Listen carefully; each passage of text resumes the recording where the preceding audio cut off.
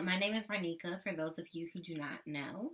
My mom used to always tell me when I was growing up, Roneka, you cannot allow yourself to be led by your emotions. You cannot let them carry you every which way.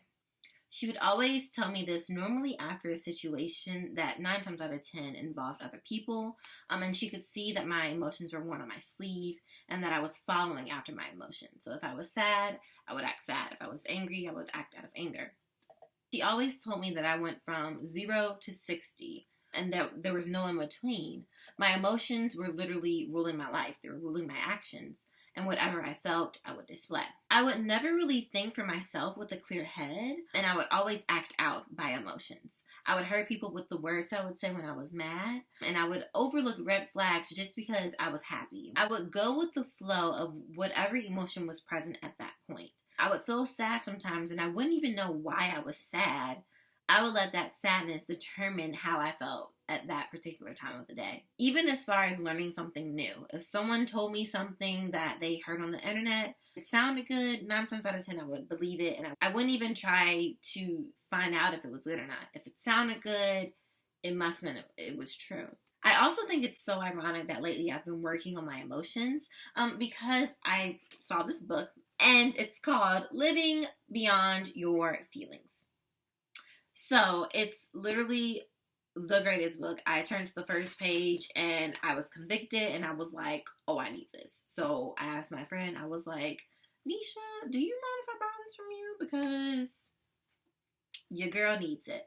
So I always felt that since I was very in tune with my emotions, that I always had to follow them. I thought that unlike other people, I was like, oh, I'm in tune with my emotions, so I'm gonna follow my heart. Emotions are very fleeting, and especially in my life, they're very inconsistent. But Ephesians 4 states that we will no longer be immature like children. We won't be tossed about by every wind of new teaching. We won't be influenced when people try to trick us with lies so clever they sound like the truth. And that's what I was doing. It means not allowing someone, something, some culture, some theory, some anything to sway and make me doubt my beliefs. Doesn't mean hopping on the next train that comes up.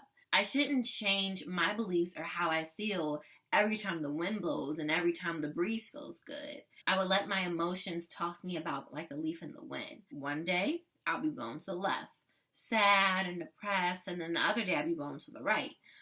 All in between, my emotions are always changing. Sometimes I would feel like if I was depressed, I wouldn't know why. I just know, okay, well, I'm just gonna feel sad.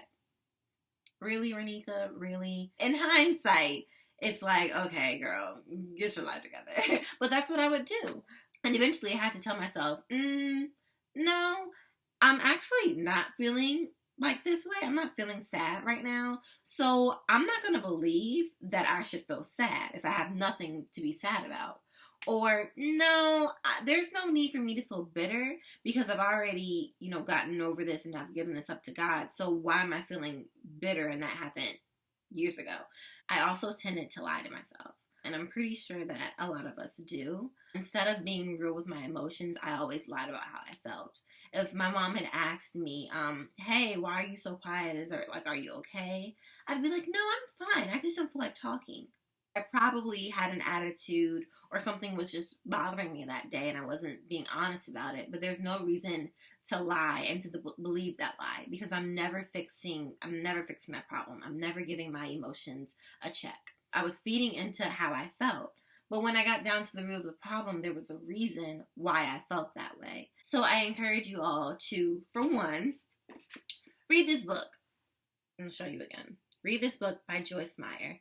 It's really, really, really a good book. I always like to evaluate myself, and this definitely makes me evaluate myself correctly. Be strong, be rooted, don't give way to doubt. So I hope you all like this video. I hope it obtains to your life. If you have any questions or comments, feel free to list them down below. As always, be bold, be beautiful, and be you. There's nothing more beautiful than being yourself, your true image. Have a great day, guys.